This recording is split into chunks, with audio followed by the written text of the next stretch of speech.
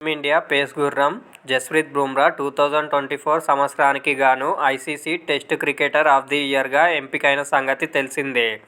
గతేడాది అద్భుతమైన ప్రదర్శన చేసినందుకు బుమ్రాకు ఈ ప్రతిష్టాత్మక అవార్డు వరించింది. 2024 ఏడాదిలో బుమ్రా 13 టెస్టులు ఆడి ఏకంగా 71 వికెట్లను తన ఖాతాలో వేసుకున్నాడు. ఒక ఏడాది కాలంలో అత్యధిక వికెట్లు తీసిన బౌలర్గా రవిచంద్రన్ అశ్విన్, కపిల్ దేవ్, అనిల్ కుంబ్లే సరసన నిలిచాడు. అంతేకాకుండా గతేడాది అత్యధిక టెస్టు వికెట్లు తీసింది కూడా బుమ్రానే.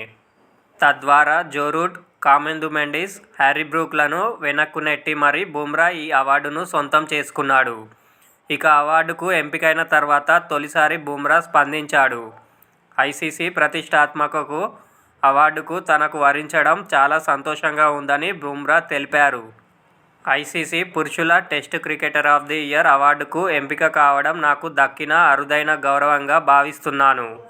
టెస్టు క్రికెట్ ఎల్లప్పుడూ నా హృదయానికి దగ్గరగా ఉండే ఫార్మాట్. అటువంటి ఫార్మాట్లో ప్రతిష్టాత్మక అవార్డును దక్కించుకోవడం నాకు చాలా ప్రత్యేకం. ఈ అవార్డుకు నాకు మద్దతుగా నిలిచిన నా సహచరులు, కోచ్లు, అభిమానులకు అంకితం ఇవ్వాలనుకుంటున్నాను. వీరందరి సహకారం వల్లే నేను ఈ స్థాయిలో ఉన్నాను. భారత్కు ప్రాతినిధ్యం వహించడం ఎల్లప్పుడూ ప్రత్యేకమే.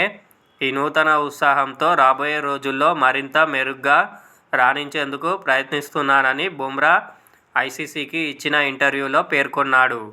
కాగా ఈ ప్రతిష్టాత్మక అవార్డును అందుకున్న తొలి భారత ఫాస్ట్ బౌలర్ బుమ్రానే కావడం విశేషం.